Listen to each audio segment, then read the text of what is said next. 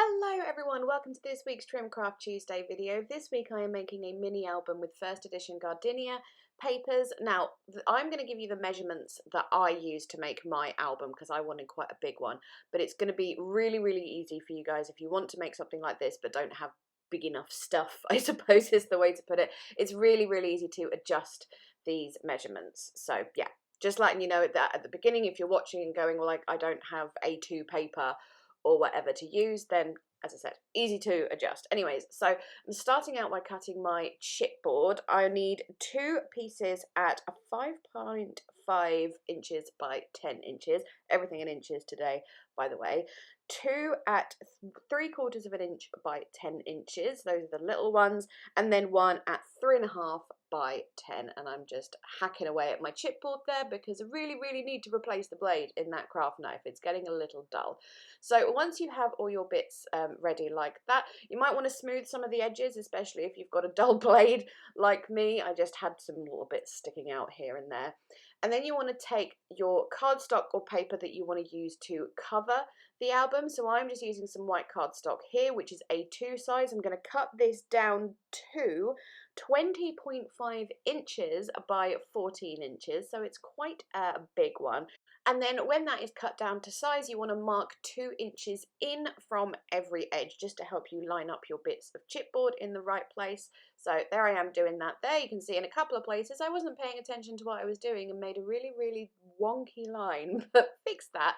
So I'm just getting my chipboard in place like so, and I'm going to use some very strong slow drying tacky glue to pop these down. It's the high tack glue in the sort of brassy brown bottle. It should be in my Amazon storefront because I use it lots and lots if you're interested. You can also pick it up in the range. I think it's cheaper in the range than it is on Amazon, but yes. So yeah, put lots and lots of glue down, stick those down in place. You want to give them a couple of minutes to dry as well before you do anything else.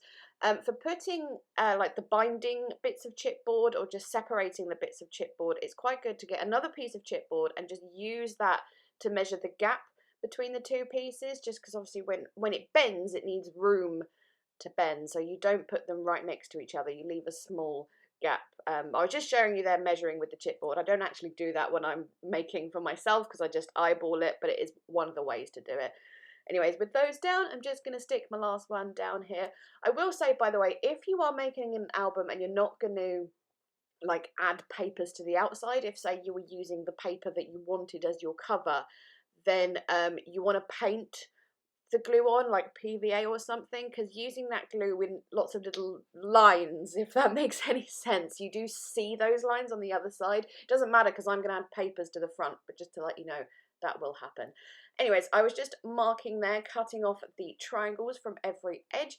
You want to make those lines that are about 3 to 4 millimeters from each corner, then cut off those little triangles and then fold and bend your little tabs or edges like that, like so. And then, as I said, make sure your chipboard glue is completely dry at this point because you don't want that sliding around. And then you just want to fold those in like so. Do the long bits first. I'll show you why in a second. I showed you why before in a previous video when I made the baby album, so you may know where I'm going with this, but just in case you haven't seen that, if you're new, welcome by the way. But anyways, yes, putting down those long bits. I'm a bit rambly today, I'm just going to forewarn you on this now, but yes, put those down, make sure they're in place, and then you want to take your bone folder and then just push those corners in like I'm doing there. So then when you fold those short edges, you get a nice smooth corner that's covering up the chipboard. You're not going to get an ugly little bit of chipboard poking out, and then you want to fold your short edges in, glue those down. You can use your bone folder as well on the edges just to make sure everything is nice and smooth. And I'm just finishing off here by folding down and gluing down my last little flap. Is that what we're calling it? Flap? That's probably not the proper word for it, but we don't know what proper words for things are on this channel. Then you want to score where the binding bits that's the wrong grammar, are the slim bits. Now I did press a little hard and rip it, as you can see there, but that doesn't matter too much because you are going to cover those up multiple times, so if they do rip, it's no problem at all. And then just start bending things into place, making sure all the folds and everything work. Again, make sure your glue is dry when you do this, because otherwise things will slip around. And then you just want to cover up those little binding bits. So I'm using the leftovers from when I cut that bit of A2 cardstock down. There was just 2 long strips left, so I'm using those to cover up those little binding bits there, and just popping those on like so. And then again, I'm going to make sure it's very, very dry before I start bending them and everything like that. I'm not sure of the measurements for these 2 little bits. I didn't write them down, I forgot, but it doesn't really matter, because just find some scraps and make sure they fit. And then you do want to sort of score those folding lines, but if you use the other side of your bone folder rather than the pointy bit, then they won't rip. Just a little tip I found out when I was making this thing. Now I did off screen as well just add a little bit of masking tape as well on those little scraps, little lines that I used to cover up the binding bits, just to make sure they were extra safe and secure and everything like that. And then obviously you bend them into place, make sure everything's working correctly, and then set it aside to make sure everything gets dry, and then you can start on really decorating the thing. So I'll tell you the measurements of the bits I've cut in a second, but I'm going to do it so that they are slightly smaller, so you get a little border on every single panel, but I didn't really want them to be white, because white didn't really go with the papers I'm using. So I'm taking Distress Oxide in tattered rows and just going around all of the edges on the inside and the outside, so there's that really lovely subtle pink colour that's going to come out from every single paper on every single panel. Any colour would probably work really, but yes, it did actually take longer than expected to put the oxide on all of those edges, but yes, obviously it doesn't have to be Distress Oxide. Any ink that you can add will be fine too. You could maybe use washi tape as well if you haven't got much ink lying around to cover those edges, although if you did use washi tape, I would encourage gluing it as well as just relying on washi, because washi does come unstuck quite quickly, you know.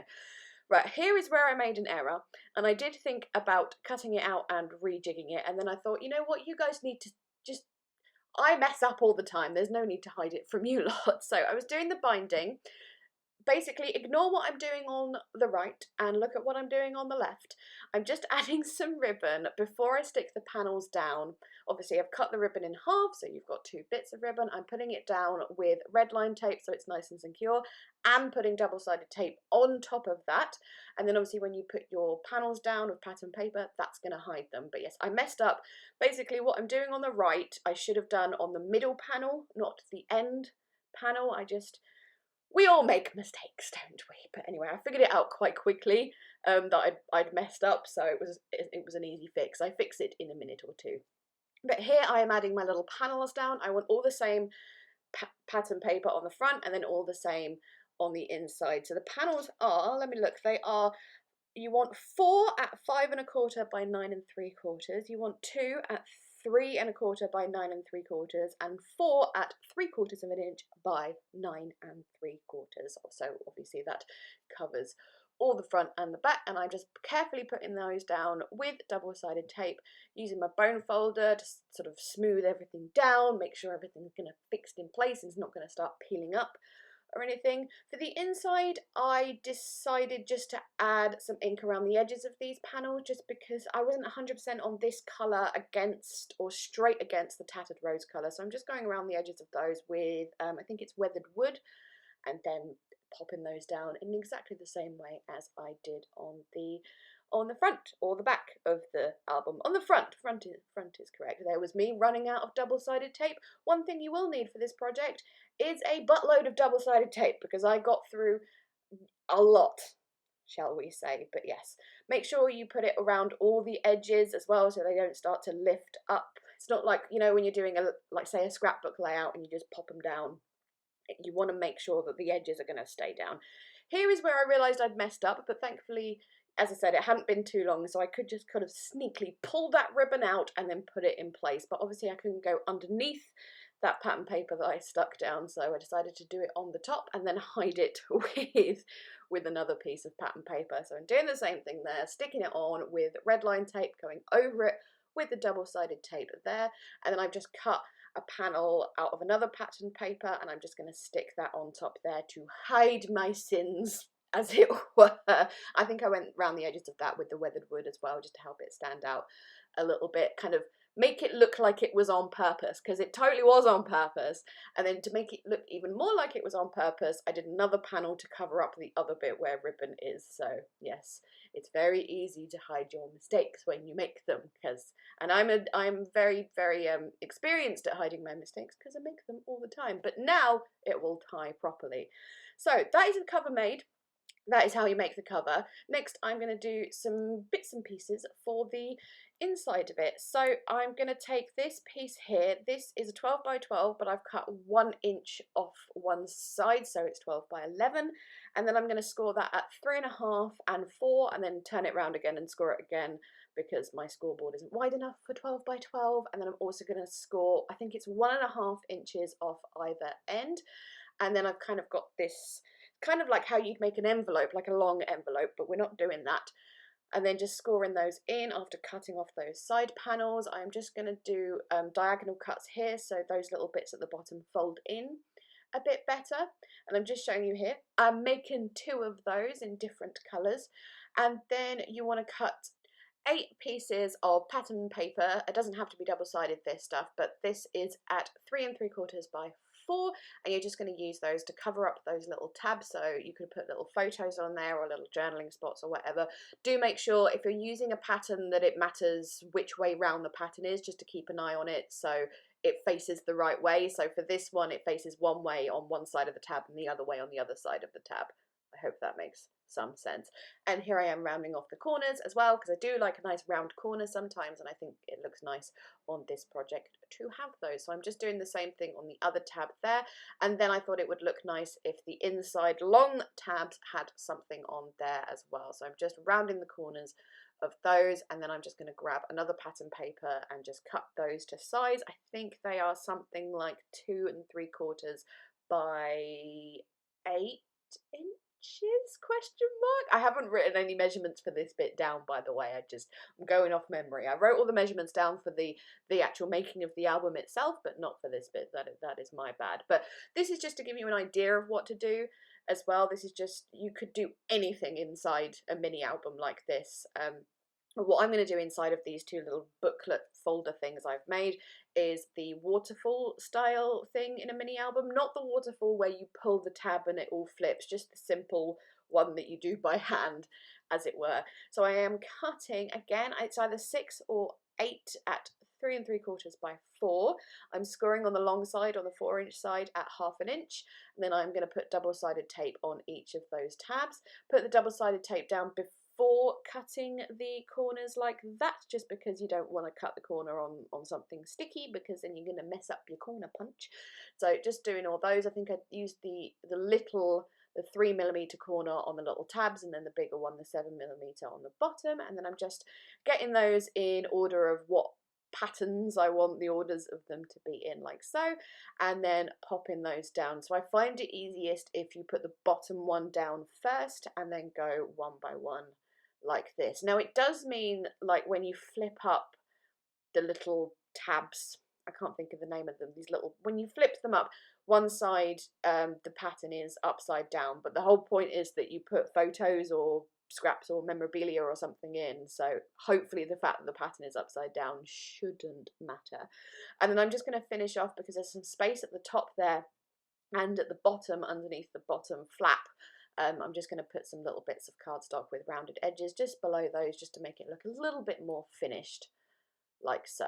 And then I'm going to do the exact same on the other little booklet thing that I made. These were very much inspired by, like, my childhood photo albums that my mum still has loads of, that my grandma sent to her. I don't know if you remember them. You know, you open up the album and there's just 2 waterfalls of photos either side. That's what I had in my head, so that's kind of what I was going for there. Anyways, wrap some twine around those, or you can use ribbon or whatever, tie it around, and then put your double-sided tape on the back and on top of the twine, and then stick them on like so.